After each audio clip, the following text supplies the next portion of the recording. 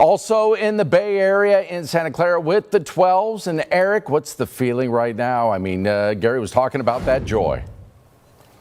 Yeah, still on cloud nine. We saw confetti starting to rain down just a second ago as fans continue to collect it up and toss it. You heard Gary just talking to a couple of seconds ago. They are not going anywhere tonight. We heard the party back home. The party here is not going to finish up anytime soon. They're literally going to have to drag these people out. They are starting to, and the party is starting to dwindle down, at least here on the field. But we know in Santa Clara, around the Bay, but certainly back at home, things are going to be hype. But here's how the fans are feeling right now after taking Super Bowl 60. No words. I don't even have any words. I don't even have any words. I'm so sorry. I mean, defense, right? Defense was awesome. MOB, baby. MOB. Sam Darnold was awesome. K9 off the charts. Couldn't ask for a better team. Go Hawks. Defense won that game. Go Seahawks. How much fun was that to watch? I mean, I'm not going to lie. The first half was a little slow, but then defense just stepped it up and they made it interesting. So, shout out to Seahawks, man. Good W. Defense wins championships. You guys saw it here tonight. Go Seahawks. We own San Francisco. It's ours.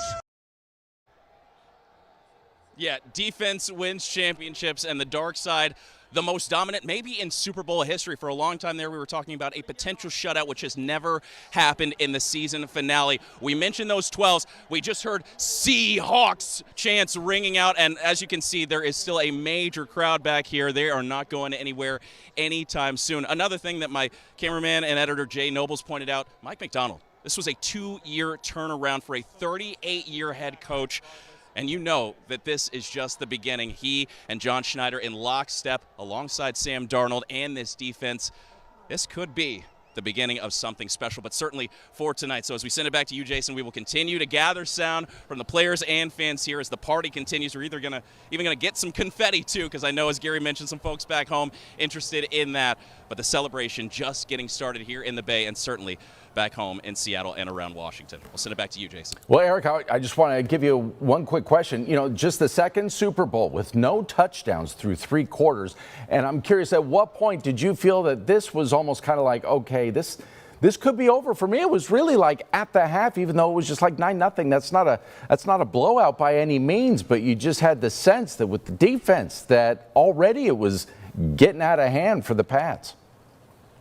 That's it. It was that feeling of, all right, 6-0, 9-0. There, one play, the Patriots, one fumble return recovery, an interception away from, making this a game again. But I think you mentioned when was the turning point. I think it was A.J. Barner's touchdown. Gary and I looked at each other like that may have been the dagger that made it 19-0 at that point. Final score 29-13, so the Patriots got a few points back there in the fourth quarter. But you mentioned that defense. It was dominant all day, and it reminds me of a game.